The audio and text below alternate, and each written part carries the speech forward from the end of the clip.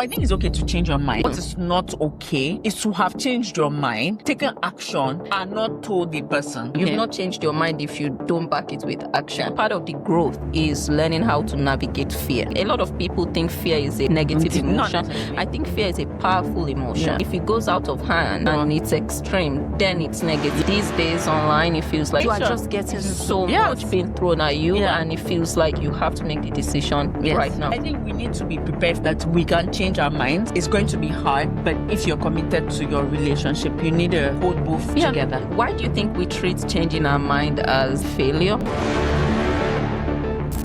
Hi, welcome to another episode of Growing Yet Grown. I'm Simone. I'm Doyin. And today, what are we going to talk about, Doyin? We're talking about changing your mind. Yes. From where to where? We're talking about changing your mind about important things in life, whether that's kids or career or any of those big decisions. How to change your mind. Have you had experiences changing your mind? What did it feel like? Was it uncomfortable? Any learnings from that? It's a whole lot. So today we want to talk about changing our minds. Take us through. Because some of us, we're just out here changing mind every time. Every time. All right. So let's get into that. I'm excited about the topic, but I wanted to read you some data. Just because it makes me feel good that I'm not the only one changing my mind out here. All right. So so two pieces of information I saw. About 5.7 million American women of prime childbearing age were child-free in 2024. And this is more than historical trends had predicted. Up from 2.1 million in 2016. So in 2024, it was 5.7. In 2016, less than a decade, it was 2.1 million. So a lot of people, a lot of women are choosing to be child-free. So that could be data on people changing their minds or questioning what they've always believed to be what they wanted for themselves. Another one, because this is not limited to childbearing, also career. We're out here changing minds. So only 17% of people who made a career change say they wish they had stayed in their original field. So all the 100%, only 17 said, I kind of regret change. 17 out of 100 people. The most common regret is not making the change sooner. Anyway, those are two things I wanted to read to you. I feel good that I'm not the only one on these streets. Changing your mind. Changing my mind every time, every 3 business days about something. But let's get started and just dive into it. What is something you've changed your mind about? That I've changed my mind about? Yes. Let's say something you've changed your mind about. And it was something that you were certain about in your 20s and or maybe before now, and you completely changed your mind and shifted on that topic. I wouldn't say completely, but I changed my mind at the moment. Significantly. So one thing was, I was before I actually went to do my PhD program, I was kind of 100%, not 100%, but I was very certain that upon graduation, I would go start a company immediately. And I decided not to. So, I mean, does that count? It does count. Why? Why did you not? The reason I didn't was because I felt like that there was just something in the corporate space that I wanted to know, that I find that sometimes in entrepreneurship, you just don't get to have that. I changed my mind because I was also about to have a baby, and I felt like, I don't know that everything should be new for me at the same time. It just felt like a lot. I feel like those were the two reasons that for me at the time just didn't feel like it didn't feel like the right time, the right thing to do. Yes. And how do you feel about that decision now? Like the truth about how you feel about that decision, like how does, now that it's been a couple of years. I think it was the wise decision. By wise, I mean that it was the right thing to do. I feel I would have been more overwhelmed if I had gone down that route. But there's also a part of me that feels a little bit maybe saddened because that's something I held so true, so dearly. So it was a lot of, it was a huge part of the driving force or motivation for me for a lot of actions that I took during my program, or even during the program in the first place.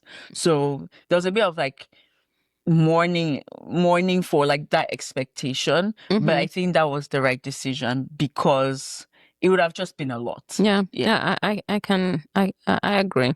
Do you feel a bit of like, sometimes when I make those big decisions, there's also a part of me that feels like, yeah, you can tell yourself it was the right thing to do, but was it, or you were just afraid? That's the challenge. And I never, because we can never verify the counterfactual. We can never go and so to accept to some extent where we are, we have to rationalize it. Yes. And the part of the rationalization is convincing yourself that it was the right decision. Yeah. The truth might have been that if I had done everything at the same time, yes, I would have felt overwhelmed. Yeah. But maybe I would have come up with certain strategies to help me. We always make it work. Push through or make it work. Yeah. So I agree. There's no way to verify. There's no judgment. Like it's just something I deal with where my brain, I'm kind of having these debates with myself. Like, was it just the right decision, or you've rationalized it? Yeah. Versus you were just afraid. I'm not really sure. Maybe that's not you. No, I'm not really sure that there's like the right. I don't feel like there's like one right decision. Either way could have worked. Exactly. Maybe one would have been tougher. Yes. And no, that totally makes sense to me. What decision have I changed my mind on? A lot too. It make it sound like a long list of like I've not changed my mind. So let me change it. I always wanted to have at least 2 kids. Okay. And I was specific. They were 2 boys and a girl later. When I have money, because I need that girl to have money. Soft landing. So I was very certain. I had names for my kids and all of that. And now I'm at a place where I'm like, I'm okay with 1 child. I don't want any second child anymore. Yeah. So that's one area where I've changed my mind. I've also changed my mind on career a lot, and I think that's the one that bugs you more. That bugs me. Okay, tell us more. Like, I always wanted to be an entrepreneur, but not just an entrepreneur. I wanted to run a conglomerate of businesses. I've always struggled to say one thing I wanted to become. We've talked about that in season 1 of the podcast. So I wanted to run a conglomerate of businesses. And so I was on that path, but I feel like now I've changed my mind on that. I've not changed my mind, but I didn't go that path. Exactly. I haven't gone that path I have tried it, but with the level of intensity and dedication and focus that I wanted. Yeah. So that haunts me a bit. Yeah. So those are 2 things where I've changed my mind. There's probably a longer list of important things. Do you feel like those were the right choices? I mean, just putting the question that you asked. On the kids one, I'll never know. Until maybe I'm 80. Yeah. And I'm like, on the kid one, I may never know. Because like you said, the counterfactual is just unknown. You just don't know. On that one, I don't know. I just say, you know what, I make a decision, I make my peace with it. When I'm not happy with it, you change it back. I change it again. I'll go find another way to have that kid or to mother someone or something. Mother, not murder. No, thank you. Mother someone. So I don't know. On the career one, do I think I made the right decision? I don't think so. I don't think so. I think I have not done bad for myself. But there's that I think I could have pushed more to a level where I could have made a clearer decision. Do you get what I'm saying? I felt sometimes in my head, maybe because I just like doing tough things, but sometimes in my head I'm like, you gave up when it was tough. And that it makes me feel bad because that's not who I am. Right. So I'm always thinking about that in my head, but I don't think it was the right decision because if I could have made the same decision I made to go 9 to 5 and all of that, but I could have made it after I pushed my businesses a little bit more. So maybe that's why I say it's not really the right decision. For me also, I think there's also the balance. Or again, I don't know which part is rationalization, but there's also a balance between like living to fight another day.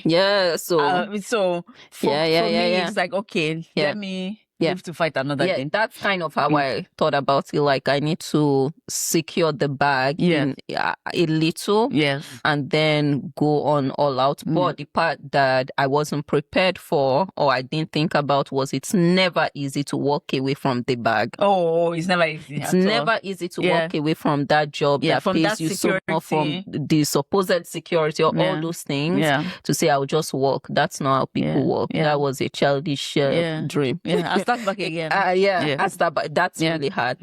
But for sure, those are two things that I feel like I've changed my mind on. Okay. Why do you think we treat changing our mind as kind of failure? Yeah. For me, a huge part of like your identity can come from the things that you've defined for yourself as like goals. So, like, giving you the example of the company thing, for me, a huge part of, like I mentioned, why I even went to my PhD program was kind of fueled by that ultimate, I don't want to say ultimate, vision, but by that vision. So now getting to a place where you're like, okay, I'm walking away from this thing, you start to question, why did I even go through all of the other things that I went through if it was building up to this moment? You start to ask yourself, like, okay, did I just give up? Did I just quit? So, and then it starts to affect you as a person, because then you're like, okay, and how you see yourself. Am I the person that like gives up? That gives up? Like, so it's inherently tied to things that we've defined as part of our identity, as part of our, I don't know, maybe quote unquote purpose or contribution in this world. And when we don't, and when we change our minds, rather, it's like we're walking away from that. And now there's also the cost of like redefining what that contribution looks like, what holding your own space looks like in the world. And I don't know, it's not that straightforward for me. I also think, for sure, I agree with that. I also think that there's a way society has defined success. Full stop. There's a way we define it in this current age and time right now. And a lot of that, as an example, not the only measure of success, but a big measure of success is money. Financial stability, all of that. So many times accolades, recognition, all those things. Many times going the path that doesn't seem obvious, or that doesn't seem like the path that will help you achieve that financial whatever. Right now could feel like failure. You're just so there's that. So that's one other reason why I think we treat changing our minds as failure. Like, we're battling society. Expectations and all of that. Same as, changing your mind on kids. It's like everyone expects some measure of success or some measure of, you're doing well. It's like you have kids and you can take it. Boxes. And now going against that, you really have to be ready to face yourself. And face all the people that are coming at you and telling you why you're not making the right choice or whatever. So it could feel like failure. And another reason for me is just there's this burden of what you're capable of. How do you mean? Like for some of us who an entire village has invested in us, you want to change your mind. And that thing that in your mind, you don't know if you bring money to support that village. When we've sold land, we've sold property. Thank you. So that you can be this. Now you are saying you want to change your mind. You want to go and pursue music and fresh and or you want to be a baker. Do your chart your own path in life, in your own So there's a bit of like that questioning.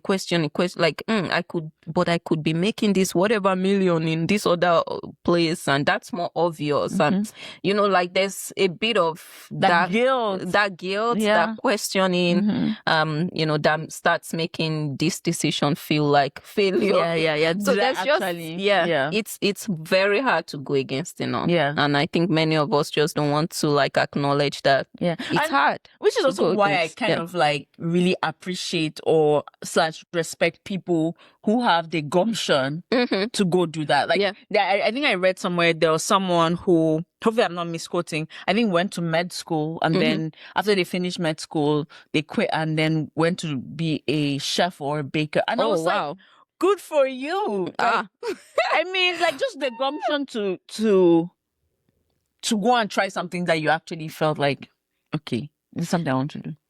Let's talk about changing your mind when it involves another human being. Oh, that's a lot. Because that's hard. Yes, that's another. And as an example, let's say I always wanted to have 2 kids or 3, depending on money. You get it? Yeah.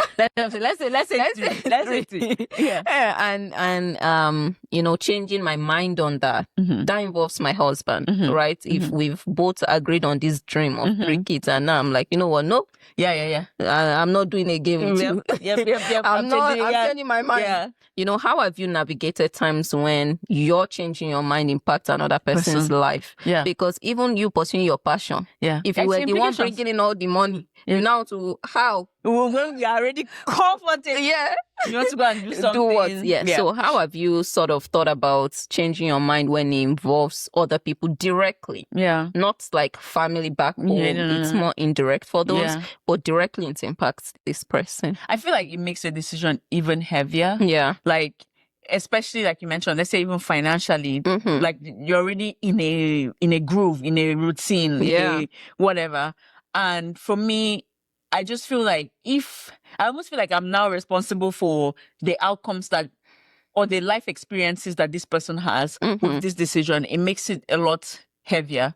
I feel that one thing I'm learning post being married, is that my assumption that everything agreed upon pre-marriage has to hold, I really need to question that. Because we're both growing. Yeah. We're both evolving. In fact, there are even a lot of things that we didn't know before that we're now learning now. And I think it would be somewhat unfair to ourselves to not grow and evolve as we get more information. Yeah. So I feel like my role, if it involves like my partner, is to the best of my ability, try to show him reasons why I think X, Y, and Z. But I know that the line I don't think I will cross is a line where I go make the decision just by myself. I don't know how to explain. Like, let me say I were to move to a different country because it's good for your career, whatever I wanted to do. That, like, I won't just like get up and send me a message from the plane.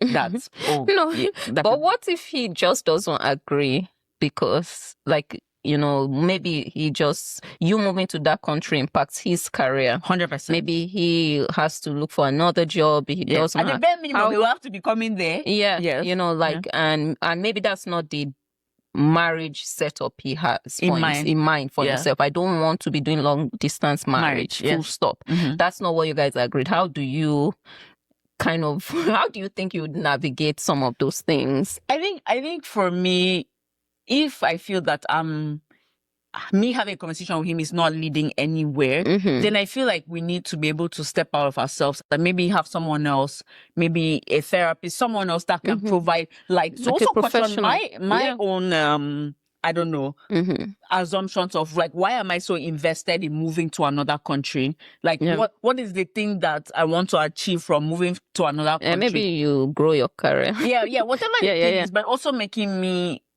question what your assumptions, what you believe. And so for me, that would, to help me also see potentially what is it that he's so tied to that I may be missing, and vice versa. For him to also see what he's so tied to that maybe he should not be so tied to. So I think that would be one way I would navigate it, but in no way would I assume that it would be an easy. So, but I think we need to be prepared for that we can change our minds. It's going to be hard, but if you're committed to your relationship, you need to kind of hold both together. And I think that's I totally agree with that. Like, especially in a marriage, if you have you're committing to a lifetime, which is why these days, you know how I feel about marriage and people getting married and all of that, but like, marriage is a lot. It's a lot. It's just a lot. You can't just now pursue that same opportunity that I would have gone to that you wherever. Think twice. I won't even think twice. I'll just be checking ticket prices. You know, but now you are tying yourself and your destiny and your plans to this other human being, and they're doing same. So I feel like marriage is a lot, and you need to be prepared for either person, Yes. either of you changing their minds. Yes. And sometimes it's not one of you, it's life forcing you to change your mind. Yes. Yeah. Some of you that you want 4 kids, when you get to America or Europe or all these places and you see the cost and the low coming, you are like, no. No, wow. You see, life has helped you. Yeah, reduce. So sometimes life is the one just lifing and helping you make some of those decisions or question some of your decisions. But I agree, when you change your mind in a marriage or when it impacts another person, I think one of the things that really matter is let the person also see that you're putting in effort to consider them. Yes. It's never going to be perfect. But I like what you said about getting a professional or someone else or a third party. That's truly a third party, not your own uncle. Not your mom. Not your mom or your uncle. Is the wisest person you know. Yes, it's true. He's wise. But it's your uncle. But it's your uncle. Yes. So get a true third party. Yes. Or your own pastor that your husband never liked. Pastor that you're going to convince at the back. The pastor that will run you. Yes. So I think, get a third party, but also let the person see you're truly considering them, just that it's kind of hard. And some decisions like kids, they are binary. Yes. Career, you can still get that same job in 15 years or that same kind of opportunity. You may or may not. Yeah. But at least it's still in the world. Yeah. Or even if you don't get the same one, you might get one that is close but not exact. Or even better. Yes. But with kids, it's kind of like you either have them or you don't. It's kind of very binary. So I think those are some of the things that'll help. Let's talk about this concept of having kids, because a lot of our friends, some of you watching or listening, they are likely in their 30s. Yes. There's something I'm trying to tease out here, which is what role timing plays in feeling like you made the choice or you're making a choice, especially when it comes to kids. If you're in your 30s, let's say you're not married and you're trying to decide, do I want kids? Do I not? I just feel like it's a heavier... the weight of it is heavier. Yeah. Because, I don't want to be one of those people that are naysayers or whatnot, but there's also the reality of like biology, like number of eggs that one has from birth to they reduce. It's not a constant number. It's not an increasing number. It's an ever decreasing number. Yes. So for every year that decision has to sit on the back. It costs you at the bare minimum. It costs you eggs. At the bare minimum, some number. At the bare minimum, maybe it's costing one. you eggs. Yeah, it's costing you eggs. So there's real implications that add to the weight and sensitivity of the decision at that point in time. And for me, I know that personally resonates with me. Like, I'm having to weigh the experience I had with like, okay, do I want to have more kids? And like, okay, I have to have any kid. And now I have to answer it quickly. I That's cannot take my time. I cannot take my time to really see, really explore. Exactly. To really know what is going on. Yeah. So it makes it heavier. It makes it heavier. It makes it front of mind. Yeah. You cannot just put in the back burner and not think about it. Yeah. And that one could feel like you have to make a decision now and you may not be able to even change your mind on that. Yes. Yeah, it's just really hard. I don't know how to answer that. Also the issue too is this: there's the part of like making your mind, and then there's a part of like it actually. Let's say you make up your mind to have more kids in this period. You also have no control of whether or not you can have the more kids. Yes. So you also now have to resolve that biologically. But that's biological. So I think it's like a multi-layered. And who do you have these kids with, and make a decision on, do I want to have these kids, whether or not I find a husband, or a man, or a wife, or whatever. Like there's just so much up against. These days online, it feels like there's so much around. Go freeze your eggs. Don't freeze your eggs. Then wait, you can have kids in your 40s. Conflicting information. You are just getting so much being thrown at you, and it feels like you have to make the decision right now.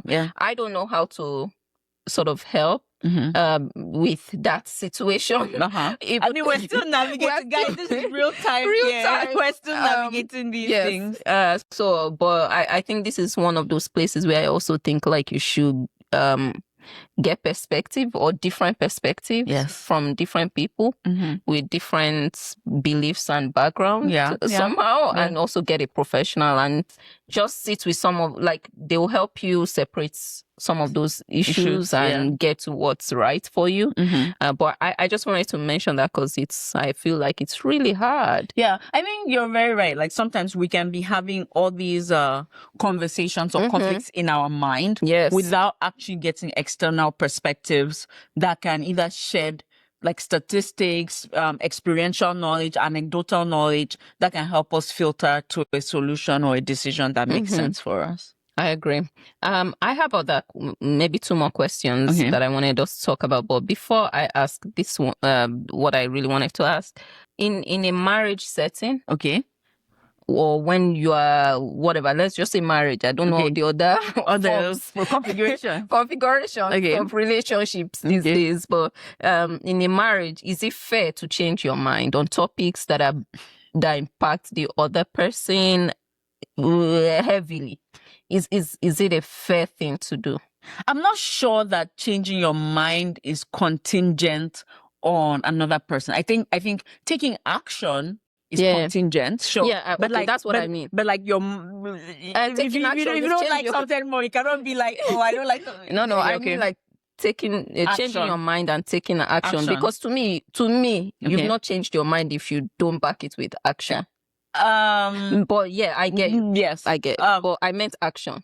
For me, I think that it is unfair to take action without a conversation, and the conversation is not like FYI. Yeah, like a real discussion. Yeah, like a discussion. Like, oh, this is where I'm at. This is why I'm here. Yeah, I'm at this point. Hearing the other person and like having that.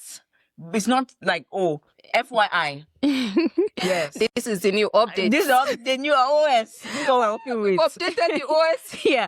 And as for moving forward, no, for me, I don't think that's fair. I think. Okay. You said you don't think it's fair to take action without discussing. Yes. Is it unfair to not take action without discussing? Is it because unfair I would rather not to not take action? So you just don't take action? No. I don't. By take action, what do you mean? Like actually acting on anything? Let's take the example of moving. Oh, okay. Go ahead. Let's take the example of moving to another country for work, for example. Can you explain what's action in that case? I think not taking action. The example I had in mind, let's say you don't want more kids or you don't want kids. Okay. You just don't take action. So you're just silent. And for me, that's scheming though. That's like that's scheming. That's like and a person has a different mind. No. No, you just no. You just don't have the No. I think that's not fair. That's not fair. It's not fair to not take action. What do you mean? Like just don't have the kid. No. Now, so long as in your head, the motive for that action is you're like not taking action. No, you are not taking. So what action are you taking? So in the thing is that you are using that space to justify a shift in perspective that you've had. And for me, so long as a shift in perspective has occurred, that's what warrants the conversation. Okay, I have a different opinion. What's your opinion?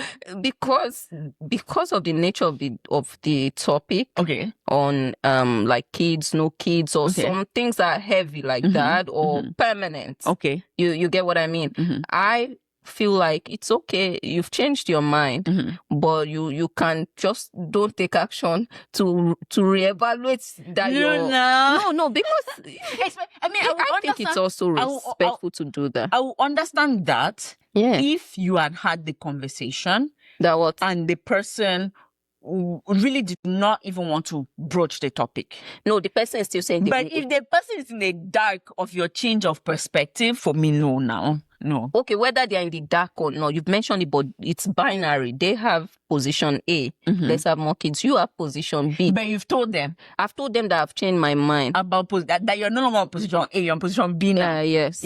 Okay. And then I just don't take action. So now that you've told them that you're in position, I mean, at that point, you guys are still resolving the issue. So it doesn't make sense to be acting on something that has not been resolved. My point is, even your inaction is huge consequence on that person. Yes, Your but for action me, and your I see that inaction. inaction as like, if we're in a time of like, we're working through, we're resolving it to come to a joint We'll conclusion. resolve it for 5 years until we don't have the option. No. We have to resolve it within a time that each person feels like they have sufficient time to take action. Like, what's that time? Whatever the time is. No, what is it? Is it like 3 months? It depends. Is a lifelong. No, I wait. need 5 years, Simone. Is a lifelong decision. I need 5 years. To No, now you think cannot take about 5 it. years. Something that 5 years with this is Yes. close. No, now you have That's to your whole life. you have to reduce the time. You have to reduce the time. Okay. You reduce the time. Even if it means that you go and take a retreat for 6 months to focus yourself to answer. Sure, but reasonable time. Yeah, reasonable time. 6 months is not even reasonable for some people. Maybe they're in their 40s or. That's what I'm saying. Whatever reasonable time can be 2 days. No. Whatever. Simone, I need a year or 3. 3 years. 3. Definitely not 3. No, now. No, but yeah. Anyway, it's such a hard decision. But I changed my mind. There's no decision I can't change my mind. I actually think it's okay. Yeah. And then for me, what I'm also realizing that I can change my mind and I might change it back. Yeah, fine. And that's also okay. We'll find out. Yeah, I mean, it could be on whatever topic. Yeah. So I think it's okay to change your mind. Yeah, I mean, what is not okay is to have changed your mind, taken action, and not told the person. Because no, there's no action to be taken. Because there's some people. No, there's no telling if these are important decisions. What I was saying, but for example, some people, maybe let's say they don't want to have kids, they might go and like tie their tubes. Oh, for example. Okay, yeah, I don't think that's okay. Yeah, and I'm like, yeah, if you've not brought it up, at least let's have a conversation. Yeah, but yeah, and that feels like a more permanent. It's not permanent, but anyway, it's a drastic. It's a big, yeah. But of course, you can also understand why they don't now want to have the kids mistakenly. But I'm just saying that the first time the person should be hearing about shouldn't be. Oh, I've tied my tube. Yes, FYI, I've tied my tube. Yeah, like that's not the first time like that we should be hearing that. Yeah, no, that's. Or FYI, I had a vasectomy. Like, yeah, no. I mean, I would appreciate that, but that's not the topic for today. Okay. I love the men that I want to get snooped. But not what you're talking about is the conversation, before you go take any action exactly. or decide to not take any action. Exactly. Let's have a conversation. Yeah. No, I think that's fair. I would expect someone to have that conversation with me, no matter how difficult it is.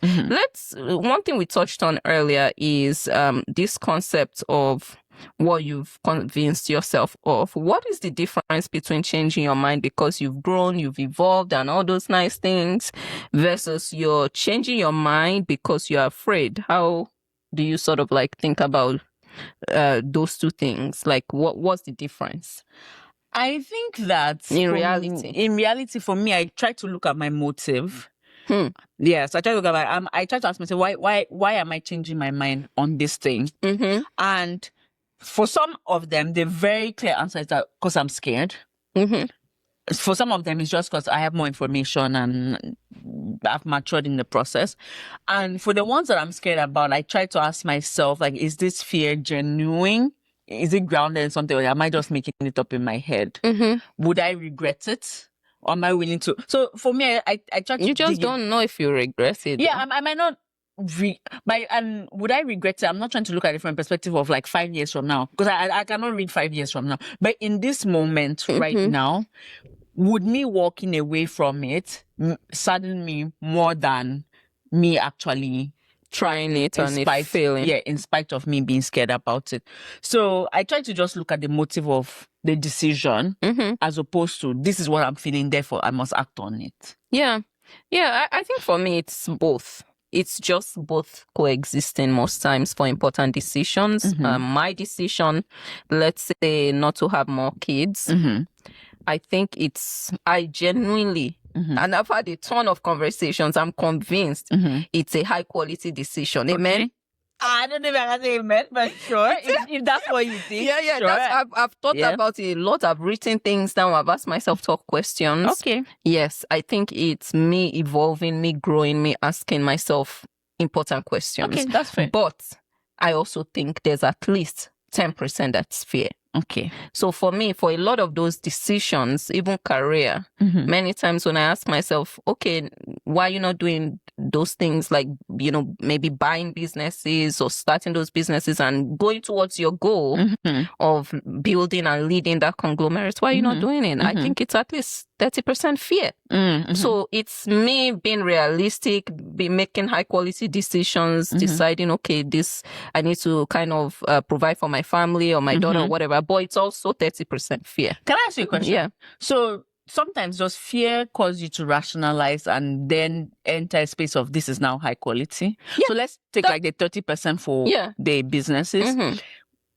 Does that 30% lead you to rationalization, and then because you've rationalized, you found reasons for, and now it seems like that's what I'm saying, that it's now it seems like a high quality decision, but it's the origin is fear. Yeah, which is why I think perspective also matters in this case. I think it's, for me, it's a mix of, it's usually hard for me to, and I think a lot of people think fear is a negative emotion. I think fear is a powerful emotion. If it goes out of hand and it's extreme, then it's negative. But a lot of the things we do, or the way we've grown and evolved as humans, fear helps us. A lot. So I think fear is part of the things in my toolkits that I use to make good decisions. But the reality is, for some of those big decisions, the origin is fear. I have now rationalized and it now makes sense, and I've made peace with it. But it's fear. Which is why I feel like external perspective actually matters. But in the sense that it helps you check your rationalizations. Or like, so you're not in like a spiral of like, you've given yourself a reason and now you buy into the reason. Therefore, you have to. And it's hard for you to convince me and all of that. Exactly. Which is why I feel like perspective matters. Getting different perspectives and, from people that you trust and can be honest with you as well. But for me, it's a mix of both. I don't know how to, for simpler decisions, it's I create templates in my head for making decisions. So I trust the templates I've made in my head. But for the tougher ones, I think it's a mix. Many times it's fear, maybe honestly 50-50 fear. And I think to acknowledge that fear does play a role in it. I think that's only human, because to some extent you also have to like self-preserve. Like it's the same reason why you're not just going to go do something. Touch fire. Fear is good in that instance. Don't go touch fire, right? So. And I think part of the growth is learning how to navigate fear. Or learning how to separate. Both of them. Or separate, or saying, I'm fearful. And I've not met a single human being that's not afraid of something. All of us are afraid of one thing. There's that one. So maybe part of the growth is knowing how to navigate the fears that you experience and how to be in control. Not let the fear now overwhelm you and it's making the calls. Like, how do I have this as part of like, the things that I consider? Fear is one of those things. And I think one thing that also helps me there, and for full disclosure, I think this perspective maybe came from my mom, is how do I mitigate the things that I'm scared of? So if something is scaring me in this decision, what are the things that I can put in place? And like down to the specifics. So for example, if I don't know, whatever. If I'm scared of touching a pot because it's going to burn me, like, can I wear mitts? So those kind of things. No, I agree. Let's wrap up the episode, and I wanted to ask you if your 22-year-old self could see some of the decisions you've made now. Will she be proud or disappointed? Now, wow. Oh my God. What is 22-year-old Simone? If she wanted to grade Simone over 100. Now, wow. What's 22-year-old Simone going to grade you out of 100? I don't think she'll give me less than 50. Let's at least say that. At least more than 50. Okay, she'll give me more than 50. Good. I don't know that I'll be maybe 70, 75. Between 70 and 75%. That's very, very good. Maybe 3 out of 4. I mean, we can't do more than that. 70, 75. There are certain topics that should be like, Simone, you could have. You tried. And the other one should be like, now what for you? Okay, what will 22-year-old Doyin grade me now? Maybe, it's so hard for me. I know what's on my mind. Yeah. But I also know I'm glass half empty. Yeah. So I'm trying to... No. Now, moderation. Yeah. Maybe 45%. No, she cannot give you 45%. Okay. What, 90? No, definitely not 90, but not 45. What will she give me? Whatever it is, it's in between, but it's not those. Okay, it's in between those. Yeah. Okay, maybe she'll give me 55%. No, she cannot give you 55. I think she'll give me 55%. She will not give you. I bet she cannot give you 55%. The reason is 55% because you're accounting for your negative, pessimistic perspective. Yeah, so to balance it, we have to add to the 55. But she's 22-year-old me, so she's me. So I mean, no, but that's assuming that the pessimism has been constant throughout. If it's gotten more, then she will be more generous. Constant. It's got that. Okay. Okay, somewhere between 55 and maybe 90. 60. No, which one? Okay, 65 percent. Okay. But I think I've tried. But yeah, 22-year-old me will want me to. Yeah, I used to be very risk loving. And I'm still that, but I feel like I hold myself a bit more now. And let's be also kind to ourselves. She's 22. Yeah, 22 doesn't have a child. No. Yes, so let's be kind to ourselves. 22-year-old doesn't have bills like how they bills. Yeah. So yeah. So but she's 22. Yes. So I think she'll grade me with a 22-year-old mind. All right. And on that note, thank you. Do you want to wrap us up, Simone? Thank you so much for tuning in. If you've enjoyed this episode, do let us know what you think. And let us know also what you've changed your mind on. Is there something that was particularly big for you when you were in your 20s and now you've walked away from? And if you don't want to share in the comments, send us an email. Our email is in the description below. But we're looking forward to hearing from you. And until next time, thanks for joining. See you. And if you change your mind between now and If you change your mind between now and next time. All right, see you in the next episode. Bye.